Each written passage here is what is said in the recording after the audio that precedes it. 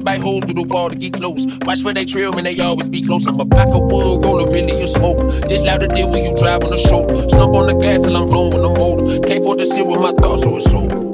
Really, but luckily, I got the... Welcome back to my channel. So today we have first official reference reviews with Jade. Say hello, Jade. Hello, everybody. So this movie review does contain spoilers. So if you don't want to be spoiled, please go watch it on Netflix. We are reviewing They Clone Tyrone. So I'm just going to give a brief explanation of the characters and the actors who play them, and then we're just going to jump right in. So the main characters are John Boyega, which is Fontaine. He's a drug dealer. Then there's Jamie Foxx, which is Slick Charles. He's a pimp. And then I'm not sure how to pronounce her first name, Tiona Paris, which is Yo-Yo. She's a sex worker. So basically, for a brief rundown, these three people interact with each other, and then they find out that the Glenn is being cloned. So at first, both me and Jade were confused about the setting. So apparently when I did a little bit more research, Glen is just a poverty neighborhood in the 70s and 80s. Like that's the environment they chose, but they are still up to date. So I want to ask Jade first, who is your favorite character? I would say Yo-Yo is only because I feel like because she is a sex worker, people at first weren't really trying to listen to what she had to say, even though what she was saying made sense the whole time. And she really, towards the end, was doing everything. She was she was doing really great in trying to get down to the answers of... Right. I think I kind of like all of them.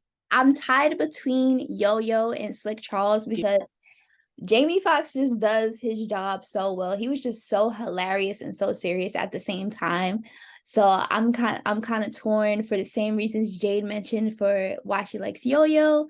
And I just really love Jamie Foxx. Like I love Slick Charles. He's my favorite. Yeah, that was a really good character. He did real good with Slick Charles. Comedic effect. Right. And then I want to ask you, did you also know that the actor John Boyega, he's British?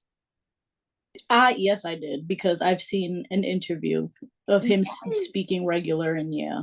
Yes, I feel like I don't know what it is. I feel like British people can do like American slang so well, but we can't do their accent. Like I don't know how it comes so naturally. I was so surprised. I'm like, oh my God, he's British. Okay, so let's see. Okay, so the first bullet point is Fontaine is a clone. Do you think that the people running the experiments, do they think that the people of Glenn were dumb, or they just don't care and they just want to keep running their experiments by any means necessary?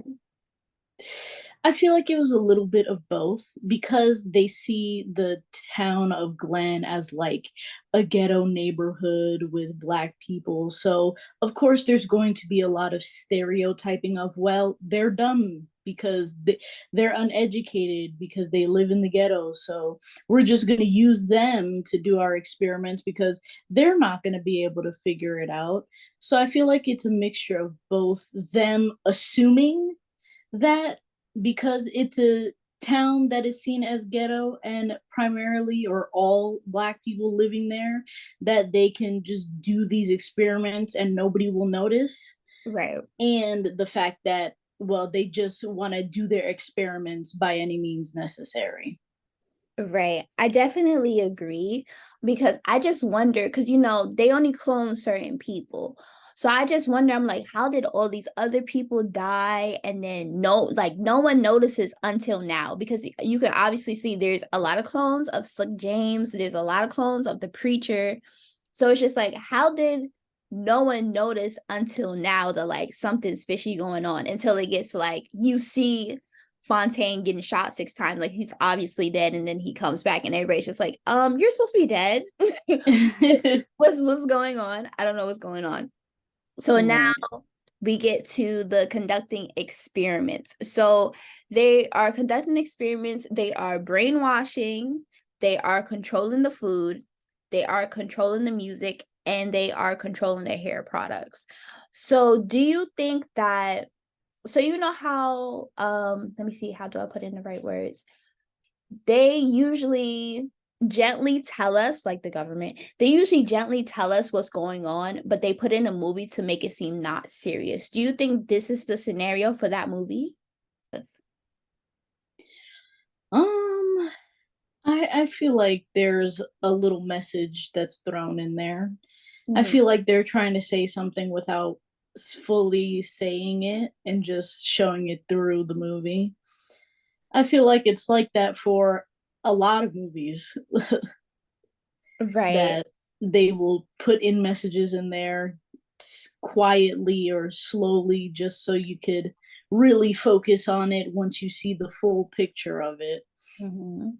I definitely agree. Like we've been new. Well, I'm glad like perms are out of style now because I think when did it start? I think like when we were in high school, that's when it started to change a little bit with the natural hair movement. But I'm glad those are out. So we've been new. That had a little Mm. funny business going on. I feel like for the music, since it's such a big part of the culture, that's why we can't really let go of it because it's so normalized, like all the violence music and the drug music. So I think that's the reason why they like people really think that is the segment of Black culture. Like that's it. When there's so much more that there is of us, if that makes sense. Like, Right. it's just one segment. That's just one negative segment. Like it can't be all bad. And then the food, we been know the food was bad. If you don't grow it yourself, you're basically being poisoned. It's okay. We all have fast food. It's fine. So now, also wanted to talk about the point in the movie where they are being chased by the brainwashed people at the club. So they get to a point where the car stops, they get out the car and they meet I'm gonna call him the white enforcer. So we're gonna explain why the clones are important and why they pick specific people. So Jade, why do you think the clones are important and they pick specific people? I feel like they pick specific people to play a specific role within the community because I feel like since the scientists that are behind these experiments are primarily white, I Mhm. feel like they're doing that so that they can pick a specific type of Black person to throw into the community to, one, not seem like anything is off with the community so that they can still do their experiments in silence, but also so that they can continue to perpetuate the stereotypes that are given to Black people that live in primarily Black communities. Right. I do agree with that because, as you know, if you watch the movie, Fontaine is a clone because he's a drug dealer, so he's controls things. Slick Charles is a pimp, control. They also shown that they clone the pastor, which is the head of the church, control. So it's all about just maintaining the environment. They wanted to keep going because as I call him the white enforcer said, if we were to get rid of all y'all people, there will be a Starbucks here in 3 days. So they know what's keeping the environment bad. And also me and Jade also spoke about this, that they do this in real life. Instead of making everything better, like choosing to do stuff to make the community better, they purposely keep it like low vibrational because if they really were to care, they could easily make the environment better. So I don't really know like why they keep it that way now, other than they don't care. But the government has options. Like the same way they give, how much did they give to Ukraine? Like a billion, 13 billion or something. It's More than enough. they they gave them so much money and we over here struggling. It's just like, oh, so y'all got money, I just don't use it. Okay, cool. But the homeless population is growing. Okay, cool. Yep. Okay, so after Fontaine, Slick Charles, and Yo-Yo find out the real truth, Fontaine and Slick Charles pretend that nothing happened. That's their stance in the movie. They want to remain ignorant. So do you think that this happens on a daily basis, like real life people? And then two, do you think this was the smartest move to make, remaining ignorant of what's going on? I feel like that there are different ways to remain ignorant. For Slick Charles, he wanted to remain ignorant because, well, quite frankly, he was scared of what would happen. He's seeing something for the first time, especially when they went into the house and saw something that they could not explain. He was just like, I don't want to be involved in this because I don't understand what is going on. I'm scared of this. And Mhm. Fontaine wanted nothing to do with this, I feel, out of pure exhaustion of Mhm. just life, having to deal with the life that he already led as a drug dealer, and from his memory losing his brother and other hardships. And it's just like, I don't have the time, the energy, or the patience to deal with this nonsense that I am seeing for the first time. So ignorant are both of them, but I feel like the reason why there's ignorance, or the reason why people don't do anything or don't step up, is because they just don't want to be involved. They don't want to be harmed. They Mhm. don't want to be killed even for getting involved in something like this. But then there are some people that would do that. Mhm. And that person being Yo-Yo. Right. Definitely. Because Yo-Yo, I feel like, well, she was already smart. I believe she was college educated, if I'm not mistaken. They mentioned I that. think so. Yeah. So she already knows, like, they're already trying to keep us down. Now she got the proof, so she want to expose them. So I feel like she already had the motivation prior. Like, her goal was never to stay in Glen. I think Fontaine and Slick Charles became content with their environment. So that's why they're really like, well, it is what it is. I'm gonna go back to my everyday. But Yo-Yo always had the idea of getting out and getting out by any means necessary. So I also think that has something to play with it also too. And then why people remain ignorant today, I think it's a combination of what you said. They don't want to get killed, they don't want to get harmed. Also, people just being content and comfortable with how things are. Sometimes Yes. that happens more than not. Like, this is my environment, this is how it's going to be for the rest of my life, and I'm okay with that. Yeah, in a way, I understand with that mindset, because it's just like, this is my home. This Mm, is where a lot of people were born and raised, and this is their home. This is their environment. They don't want to leave, because why should they have to leave their home? mhm, But then at the same time, when their home is either being stuck in the same way that it always has been and not improving, or nothing is being fixed or changed to help the community, help the environment get better, then it's just like, you will forever be stuck in this cycle of a life that really you don't have to live. right. Right, I completely agree. I think people fail to realize that, like, you do have a choice, but I guess it's easier to remain comfortable, content than it is to put effort into choosing a different path. So I think Yes. that's where it comes down to. Like, if you really want a change and you really want to make your life better, you have to take the first steps. Like Yo-Yo did. Be like, no what? I'm gonna expose them. I'm gonna write the government a letter. Like, I'm gonna do whatever I need to do to get out. But as you can see in the movie, Fontaine Fix Charles, they went back, and then as you can see, they start to, well, in the next scene, which we're going to talk about, was Fontaine realizing his mother was never real. Ooh. This scene hurt my heart so bad. What about you, Jade?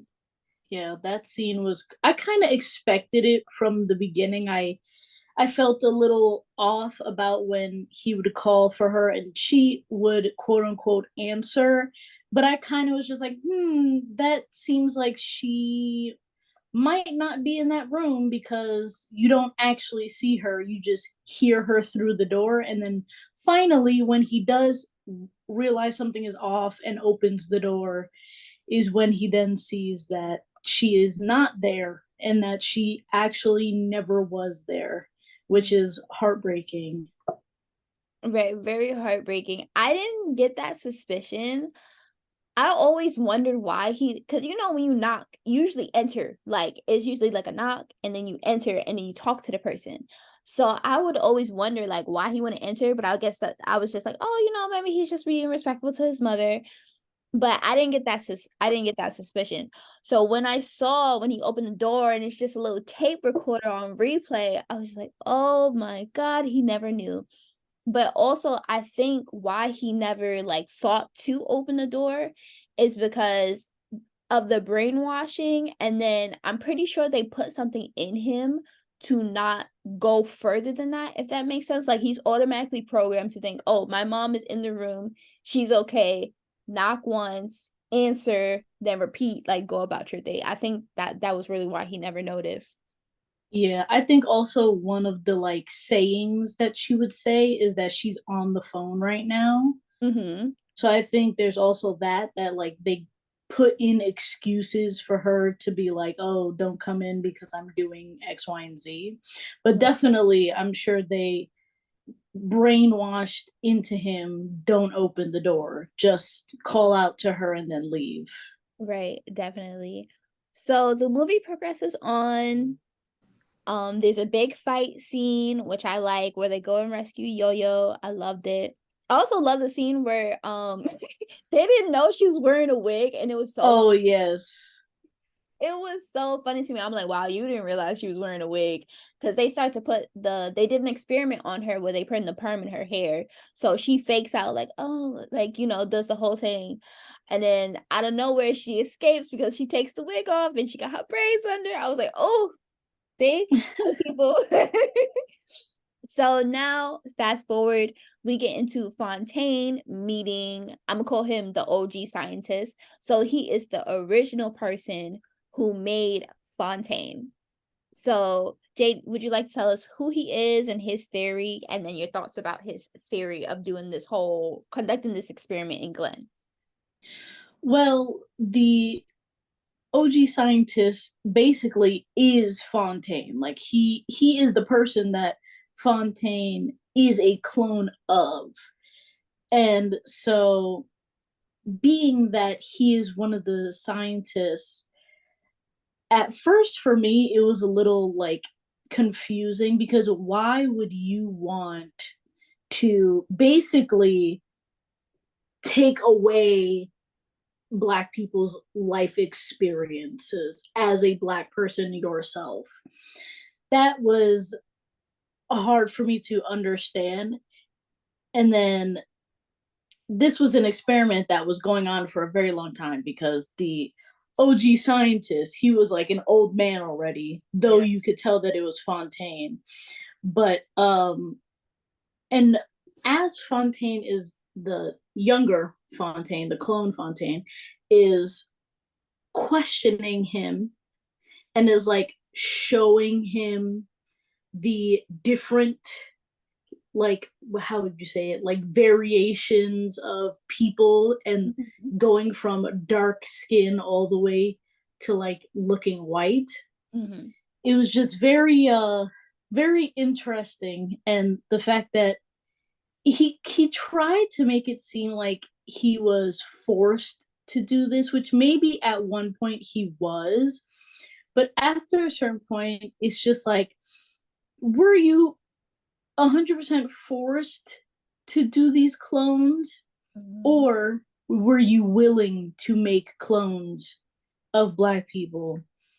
So that was a part where I wasn't fully grasping why the scientist was doing this. Mhm. Yeah, I feel like so basically a little bit more about his theory. He stated assimilation is better than annihilation, and that since his brother died from a white police officer for no reason. I think he said that he stole something. That's why the police officer shot him, something like that. So he stated that if he would have been white, he would have been still alive. So that's the premise of why he's been doing this for oh so long. Jade and I both agree that that doesn't make any sense. Like, for you to do all this, Yeah, no. for you to go to this extent, absolutely not. I don't think assimilating is going to help us. We see it every day. Assimilating does nothing. Like, at the end of the day, you are still dumb and they are still dumb. I mean, excuse me.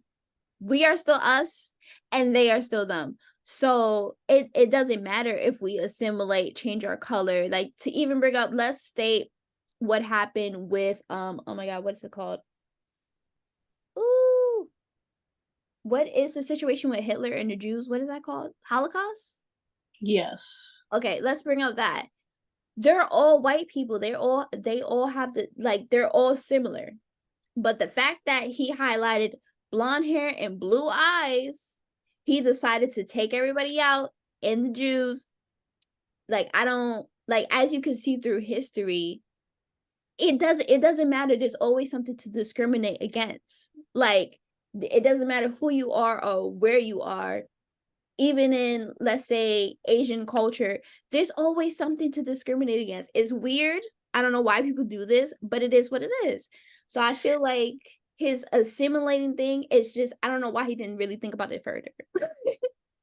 I feel like a lot of people, we right now focus on just racism as a whole, but then if we were to take away racism, there are still other layers to it that people seem to forget, such as colorism, which is having to do specifically with the color of your skin. People being like lighter skin is better than darker skin, white is better, etc. With that, texturism, which is having to do with the texture of your hair. Having straight hair is seen as the best, better than afro textured hair. And even something down to eye color. Having blue eyes is much better than having brown eyes. It There will always be something. As you just said, within everybody, every country, there is going to be pushing away of people because of how they look. Even if it's a homogenous country, there are people in Asian countries where they generally have the same image: dark, long hair, straight hair, specifically, brown eyes, monolids, etc. But yet there are still people who are like, oh, this person is prettier than this person, even though everybody generally has the same image. So it doesn't matter whether it's a diverse country, a homogenous country, there's always going to be some set look, some set beauty standard that is going to be seen as the better image to be. Right. I definitely agree with that. So I just really, I guess you could say trauma, like, is the reason for his, like, output on, Most definitely. like, he was just so traumatized and he's just like, what is the route that we could fix it? Even though he didn't pick the easiest route. No, he did not. He did not pick the easiest route, but he just was set on his agenda on basically erasing Black people, because that's what he's technically doing. He's erasing the genetic code and turning everybody white. But I really don't know how he can't see that that is not going to make the situation better. And I don't even know why he would even go this far into basically you're erasing your own existence. Like, like you're erasing your own existence, you're erasing your own people. So I don't know why he thought this was a good idea. I truly don't. Yeah, I just think it all comes down to trauma on his part, on the scientist's part, from losing his brother. Right. Very true. And then last but not least, in case some of y'all were confused about why the movie is called they clone Tyrone. In the ending, you gotta watch it after the little clips at the end. They have Tyrone, which is a clone of Fontaine. They have him sitting on the couch. He's in literally the same exact environment as Fontaine, but just in a different area. And he's watching himself on TV and he sees the clone. And all his friends was like, Tyrone, isn't that you? Boom, they clone Tyrone.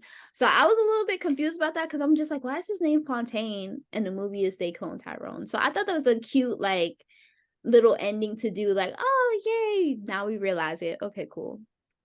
Last question. Do you think the movie deserves a part 2, or do you think this movie suffices by itself? I feel like if they would have made it into a short series, you know how on like Netflix they do those parts instead of like episodes, they do parts. I feel like it could have done that, and they could have shown like the different, like a, what's it called, like a sequence of time, because now Tyrone has seen Fontaine on TV, and now Tyrone is gonna do whatever, and then someone else is gonna see Tyrone and be like, isn't that you? And then they could have done that like a few more times maybe. But I feel like the movie as it is a movie is fine just as a movie by itself. But if they were to make it into like a part series, that would have been fun too. Right. I definitely agree. I think it would have been a very good like short series, like you said, like definitely maybe like going into like how Slick Charles became a pimp and how Yo-Yo became a prostitute, and then you switch the environment again and see what happens in like the same environment but a different area. I think that would have been cool to see as well. Yeah. Okay, that is the end. Thank y'all so much for watching. Please don't forget to like, comment, and subscribe, and we'll see you in the next one. Bye. Bye. I'm a pack of wood, roll a million of smoke. This louder deal when you drive on the shoulder. Stomp on the gas till I'm blowing the motor. Can't afford to sit with my thoughts, so it's over. Really, but luckily, I got the real when she fuck with me. Shawty, she yellow, yeah, keep me on my toes, stay mellow. She deserve a fucking ring.